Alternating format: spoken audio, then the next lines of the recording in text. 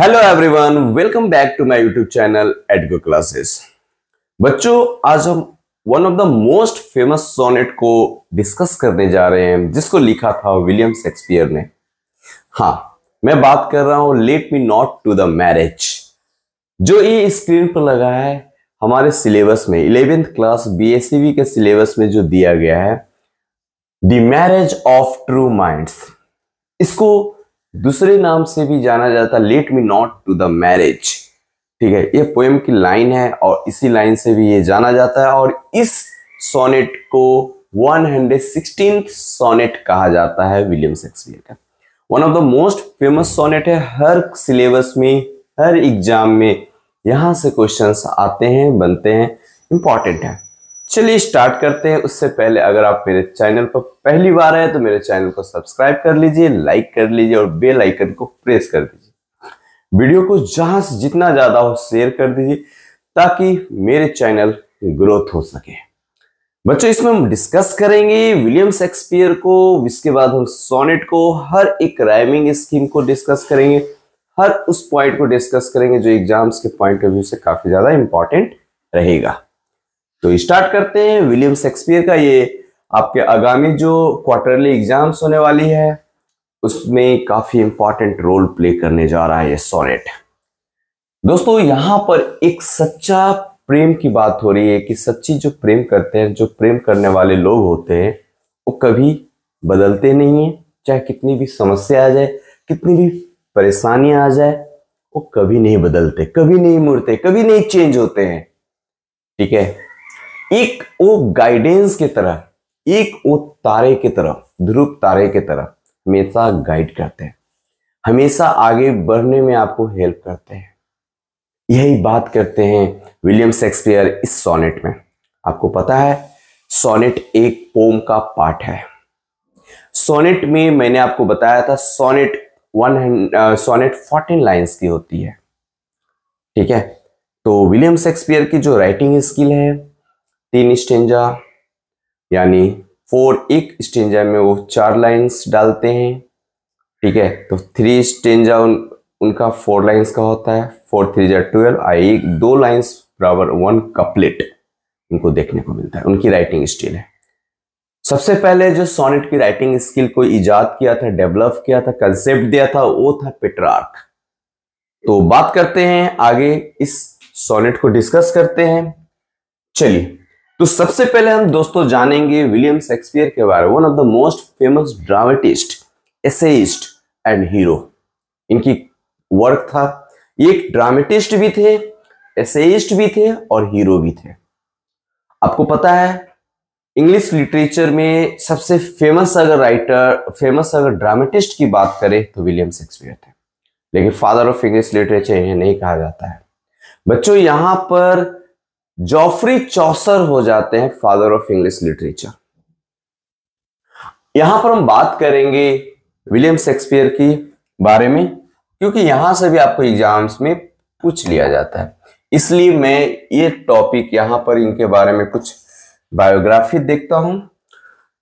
William Shakespeare की जो born हुआ था ना, वो 23 अप्रैल को हुआ था। ठीक है, 23 अप्रैल को हुआ था 1564 में। ये इंपॉर्टेंट डेट है, याद रखोगे। इसके 3 दिन कहां पर हुआ था तो बताएंगे, स्ट्रैटफोर्ड ऑन एवन में हुआ था। ऐसा माना जाता है इनके 3 दिन का रियल जो डेट ऑफ बर्थ है वो 23 इसलिए माना जाता है क्योंकि बैप्टाइज, मतलब कहा जाता है कि नामकरण, बैप्टाइज, क्रिश्चियन धर्म में बैप्टाइज होता है तो 3 दिन के बाद, तो वो 3 दिन के बाद यानी 26 अप्रैल 1564 को बैप्टाइज किया गया था, नामकरण किया गया था। इसलिए कहा जाता है कि विलियम शेक्सपियर की जन्म 23 अप्रैल को हुई थी। क्लियर है? 23 अप्रैल 1564 को बैप्टाइज किस चर्च में हुआ था? ट्रिनिटी चर्च, हॉली ट्रिनिटी चर्च। यहां से क्वेश्चन कभी कभी पूछ दिया जाता है आपके कॉम्पिटिटिव एग्जाम्स में।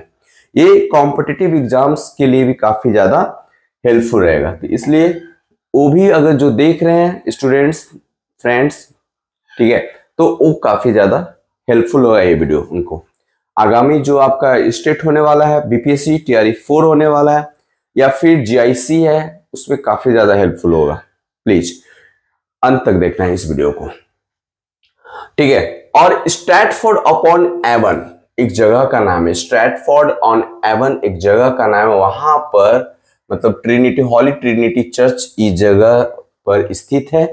कहां पर? स्ट्रैटफोर्ड अपॉन एवन में, और वहां पर 26 अप्रैल 1564 को बैप्टाइज किया जाता है, ठीक है। तो एक इनकी फादर की अगर हम बात करें तो जॉन शेक्सपियर उनके फादर का नाम था। वो एक बिजनेसमैन थे, ट्रेडर्स थे। किस चीज की ट्रेड करते थे? कॉर्न हो गया, लेदर हो गया, मीट या अदर एग्रीकल्चरल प्रोडक्ट को क्या करते थे? ट्रेड करते थे। इनकी जन्म इंग्लैंड में हुई थी, ठीक है। मदर इनकी मैरी एडन थी, मैरी एडन, ठीक है। 1582 में इनकी शादी हो जाती है एनी हैथवे से। एनी हैथवे इनसे 6 साल बड़ी रहती है, ठीक है। 8 साल, 8 साल इनसे बड़ी होती है, ठीक है। तो ये सभी चीजें हैं। उसके बाद अगर इनकी राइटिंग की बात करें तो 154 सोनेट्स इन्होंने लिखा। अपने जितने भी इन्होंने लाइफ है उस लाइफ में इन्होंने 154 सोनेट लिखा है, जिसको पब्लिश किया गया था 1609 में। पब्लिश कब की गई है? 1609 में। यूथ सोनेट अगर देखा जाए तो सोनेट 1 से लेकर 126 तक जो सोनेट है एक यंग मैन पर लिखी गई है। किसको एड्रेस किया गया है? Address to young man. 127 से लेकर 150 तक को एक डार्क लेडी को एड्रेस किया गया है, ठीक है। इन्होंने 37 प्ले लिखा। कितना प्ले लिखा है? 37 प्ले लिखा है, जिसमें से कुछ नैरेटिव, लॉन्ग नैरेटिव पोम्स रहा है और कुछ वर्सेस भी रहे हैं। कुछ इन्होंने बहुत जो प्ले लिखा है उसमें से ओथेलो, हैमलेट, किंग लियर, एक ग्रेट एक क्या रहा है इनकी, एक ट्रेजेडी रहा है, मैकबेथ इनकी ग्रेट ट्रेजेडी रही है, one of the most famous. बहुत सारे इस पर क्या हो चुका है, मूवी भी बन चुकी है। यहां पर हम बात करें कि किस एरा में बिलोंग करते थे, इनकी एरा क्या थे, तो एलिजाबेथन और आपका जैकोबियन एज। एलिजाबेथन यानी 1558 से लेकर 1603 तक इनकी एलिजाबेथन एज थी। जैकोबियन एज में भी ये थे जो बिलोंग करता था 1603 से लेकर 1625 तक। क्लियर है? उसके बाद हम बात करते हैं कुछ ट्रेजेडी। मतलब ट्रेजेडी उसे कहते हैं जिस ड्रामा का अंत सैड होती हो, जिसकी एंड क्या होती है, सैडनेस से होती है, उसको ट्रेजेडी कहते हैं। तो एक Hamlet, one of the most famous जो ड्रामा था, प्ले था हैमलेट, जिसको 1602 में पब्लिश की गई थी। उसके बाद Othello, one of the most, ये आपके प्रिस्क्राइब किया जाता है हर यूनिवर्सिटी के सिलेबस में ऑलमोस्ट, ठीक है। ओथेलो 1604 में, किंग लियर 1605 में, मैकबेथ 1606 में। ये काफी ग्रेट ट्रेजेडी है जो विलियम शेक्सपियर के द्वारा लिखी गई है। द मैरिज, आज हम बात करने जा रहे हैं the marriage of true minds, जो 116वां सोनेट के रूप में जाना जाता है, और इसे the nature of true love इसकी थीम है। आज की जो पोम है the nature of true love, एक सच्ची प्रेम कहानी, एक सच्चा प्रेम, उसको डिस्कस करते हैं क्या होता है ट्रू लव। शेक्सपियर के बारे से कुछ इंपॉर्टेंट पॉइंट हम जानेंगे पोम से रिलेटेड, जैसे कि एग्जाम्स में जो पूछा जाता है उससे मैं आपको यहाँ पर डिस्कस कर रहा हूँ। दोस्तों यहाँ पर मैंने आपको बताया कि इसे 16 सोनेट 116 भी कहा जाता है। ये कंसीडर एक मोस्ट फेमस सोनेट के रूप में इसे माना गया है, और 1590 में इसको लिखी गई थी सोनेट को, लेकिन पब्लिश्ड जो किया गया था 1609 में। क्लियर है यहाँ तक? दोस्तों इसको डिवाइडेड किया गया 3 क्वार्टेरियन। क्वार्टेरियन मतलब 3 स्टेंजा, 3 स्टेंजा, ठीक है। 3 स्टेंजाज में इसको डिवाइड किया गया। हर स्टेंजा में कितना लाइन है? 4 लाइन्स है, 4 लाइन्स है, तो 12 लाइन्स हो गया। सोनेट में होता ही है 14 लाइन्स, ठीक है। अब बाकी जो 2 लाइन्स है उसको कपलेट है ना, कपलेट 2 लाइन्स, 2 लाइन्स आपको देखने को मिलेगा, जिसको हम क्या कहते हैं, कपलेट। ठीक है, राइमिंग स्कीम की अगर हम बात करें तो A B C D E F G, इस तरीके से राइमिंग स्कीम है, आप देख लेना। और ये एक लव पोम है। कौन सा पोम है? एक लव पोम है। चलिए, अब यहां इतना कुछ जानने के बाद हम आगे बढ़ते हैं और देखते हैं पोम को, सोनेट को, मतलब लाइन बाय लाइन हम लोग डिस्कस करते हैं। क्लियर है? चलो, वॉइस जा रही है ना मेरी, एक बार चेक कर लेना।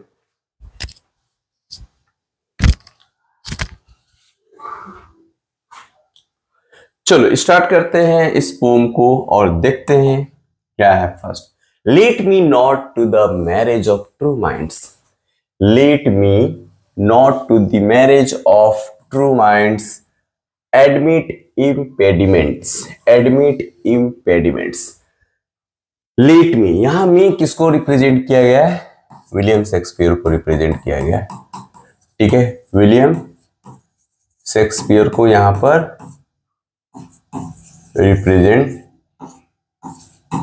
किया गया है। ठीक है, तो late me not the marriage of true, मतलब मेरा मानना है, किसको? शेक्सपियर का मानना है, या वो कहते हैं कि दो सच्चे प्रेम करने वाले लोग, सच्चे true minds in the sense of true lover, true minds कहने का मतलब ट्रू लवर। ओके, कहते हैं कि दो सच्चे प्रेमियों के बीच, ठीक है, कोई भी इम्पेडिमेंट्स, कोई भी बाधा नहीं आ सकता। इम्पेडिमेंट्स का मतलब होता है हर्डल, इम्पेडिमेंट्स का मतलब होता है ऑब्स्टिकल, इम्पेडिमेंट्स का मतलब क्या होता है? ऑब्स्टिकल। लिख लेना, इम्पेडिमेंट्स, ऑब्स्टिकल, ऑब्स्टिकल्स, बाधा। ठीक है, ऑब्स्टिकल्स हो जाएगा। दूसरा एक आपका वर्ड आता है इम्पेडिमेंट्स का मतलब हिंड्रेंसेज,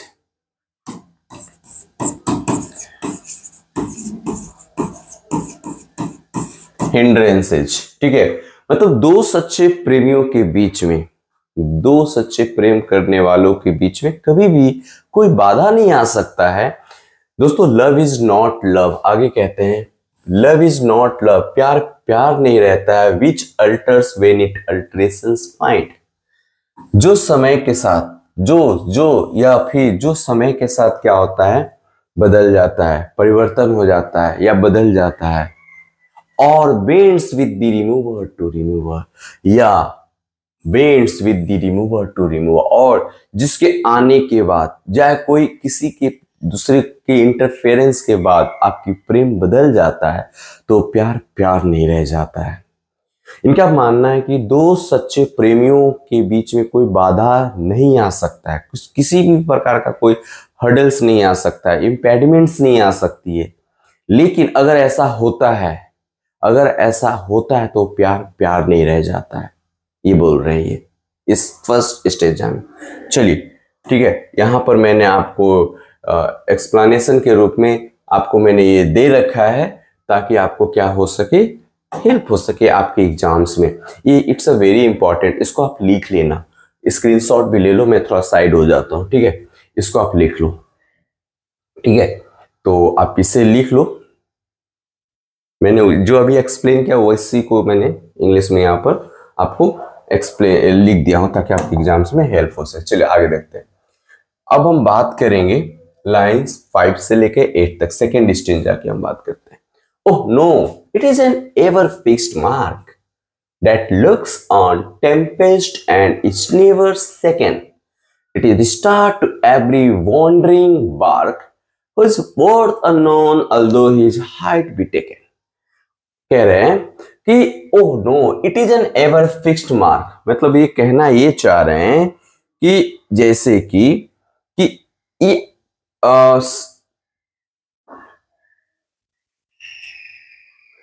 मतलब जैसे ये कहना चाह रहे हैं कि फिक्स्ड मार्क मतलब एक आकाश में, एक जैसे कि आकाश हो गया, या फिर समुद्र में जैसे कि एक लाइट होता है ना, टावर ऑफ लाइट।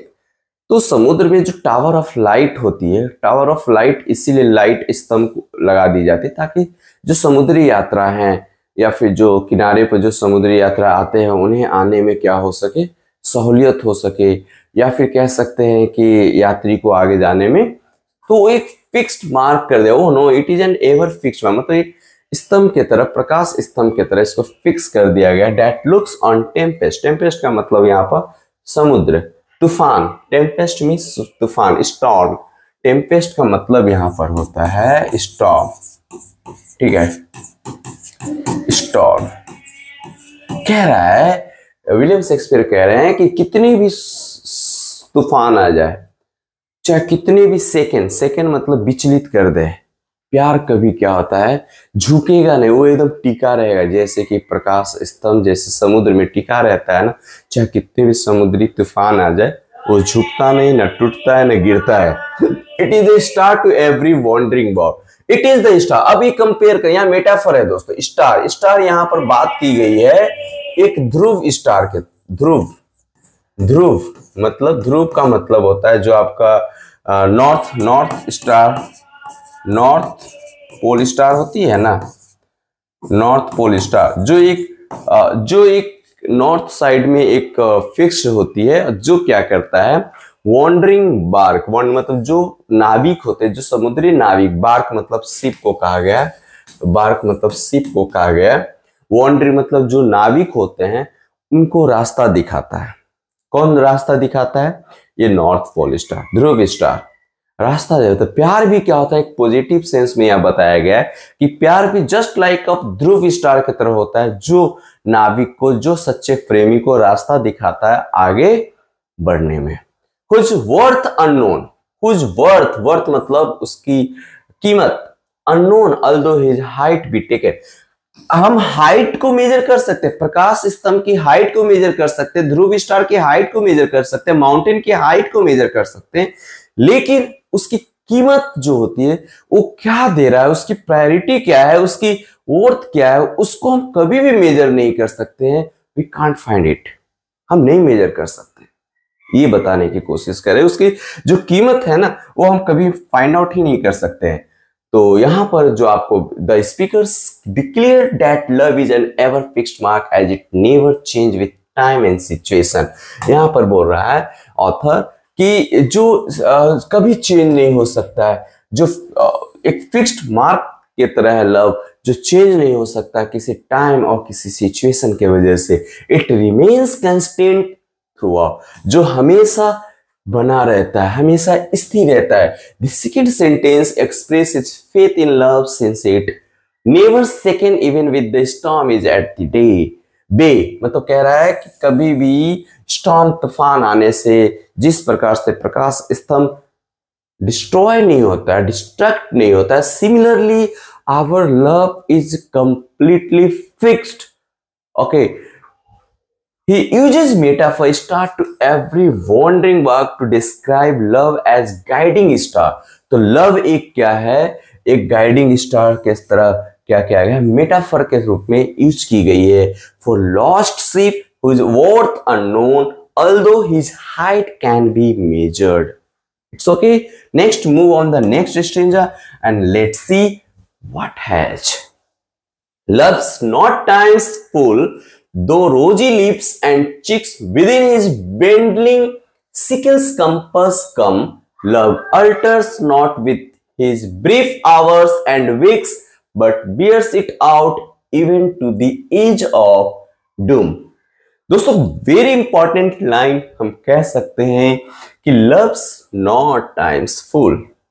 चलो यहां पर जो ऑथर कहना ये चाह रहे हैं इस स्टेंजा में कि प्रेम के साथ खिलवाड़ नहीं किया जा सकता है, कर सकते। लव्स नॉट टाइम्स फुल, जो प्रेम है ना उसके साथ समय जो है वो खिलवाड़ नहीं कर सकता है, नहीं करता है, ठीक है। दाव, लेकिन प्रेम के साथ, प्रेम क्या हो, बिगिनिंग ऑफ द बॉर्न, या जन्म हम जब लेते हैं, जब हम बड़े होते हैं टाइम के अनुसार, तो प्रेम कभी घटता नहीं है, प्रेम और बढ़ते जाता है। किसी प्रकार की प्रेम की बात हो रही है, not only for beloved loves, it is talking about every love, this situation according to time. Love is never end, ठीक है, प्रेम कभी खत्म नहीं होता, ठीक है ना। प्रेम प्रेम प्रेम प्रेम के साथ कभी भी जो समय होता है वो खिलवाड़ नहीं करता है। लेकिन हालांकि जो रोजी लिप्स, यहाँ पर हम यंग जनरेशन की बात करते हैं, जब हम यंग रहते हैं, ओके, तो हमारी जो लिप्स होती है वो रोजी होती है, गुलाबी होती है, एंड चिक्स, और जो गाल होती है वो भी हमारी शाइनिंग होती है, चिक्स होती है जो हमारे रोजी होती है, यंग दिखता है शाइनिंग रोजी टाइप का। Within the bending sickles compass come, कह रहा है कि समय के अनुसार वो क्या होता है, ढल जाता है, मुरझा जाता है, फेड हो जाता है। लेकिन जो प्रेम है ना वो कभी भी फेड नहीं होता है, कभी भी एंड नहीं होता है। Love altars not with his brief hours and way, love कभी चेंज नहीं होता है, ओके, अकॉर्डिंग टू टाइम और वीक, ना ही समय के अनुसार, ना सप्ताह के अनुसार, ना मंथ के अनुसार, ना महीने के अनुसार। Love never end but bears it out even to the edge of doom. Love तो ऐसा है ना कि मतलब एक कयामत है, डूम का मतलब कयामत, डिस्ट्रक्शंस ऑफ द वर्ल्ड, यानी डूम बोला गया है, डिस्ट्रक्शन है ना,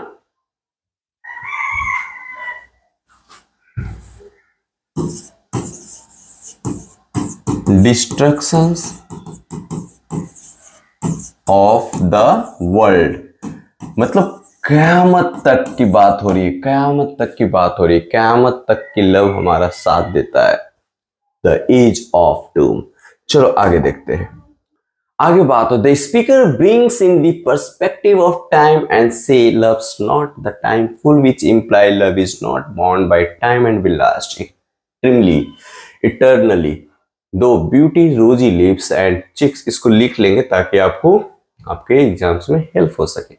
and the last stranger it this be error and upon me proved I never writ मतलब written nor no man ever loved. Okay, तो यहां बताने की कोशिश कर रहे हैं कि अगर तुम मुझे प्रूफ कर देते हो कि सच्चा प्रेम होता ही नहीं है तो मैं लिखना छोड़ दूंगा, या मेरी जितनी भी लिखी हुई सोनेट्स है या जितनी भी राइटिंग्स है वो सब बेकार हो जाएगा, ये बोल रहे हैं, ठीक है। इफ हैज एवर रिटन और has any man ever loved, वही कहते हैं, चैलेंज कर रहे हैं यहाँ पर कि अगर तुम बोल दोगे कि कोई सच्चा प्रेम नहीं करता है तो ये मैं लिखना छोड़ दूंगा। भाई साहब उन्होंने आज जो है वो 16th सेंचुरी में उन्होंने लिखा था, आज 21st सेंचुरी, आज से 6 साल बाद भी आज हम बात कर रहे हैं उनकी सोच की, आज भी एग्जिस्ट करता है हमारी इस सोसाइटी में। दोस्तों यहाँ पर हम बात कर रहे हैं लव। कहा जाता है कि लव जो है ना एक प्रकार का गॉड है और गॉड इज लव ऑल्सो। हम ये बात कर रहे हैं एक वैसी लव, कंप्लीट ट्रूथ लव की हम बात कर रहे हैं। कहा जाता है कि love is without really love without life is without real love, life is without real love. Okay, तो इस सभी चीजें हम बात कर रहे हैं, जैसे कि as a child, as a child या फिर a child born in a family, that times family members love to child, बच्चों से प्रेम करते हैं। जैसे ही हम बढ़ते हैं आगे तो हमें बिलवर्ड प्रेम करती है, फिर हमें शादी होती है तो हमारी वाइफ प्रेम करती है। इस तरीके से लव जो होता है, a man loves other creatures, फिर नेचर से प्रेम करता है, फिर देश से प्रेम करता है। तो लव हमेशा हर अलग अलग एस्पेक्ट में देखा जा सकता है। Love is never and. Thank you so much. आपको ये कैसा लगा आप मुझे बताएंगे कमेंट करके। फिर मिलते हैं नेक्स्ट वीडियो के साथ। जय हिंद।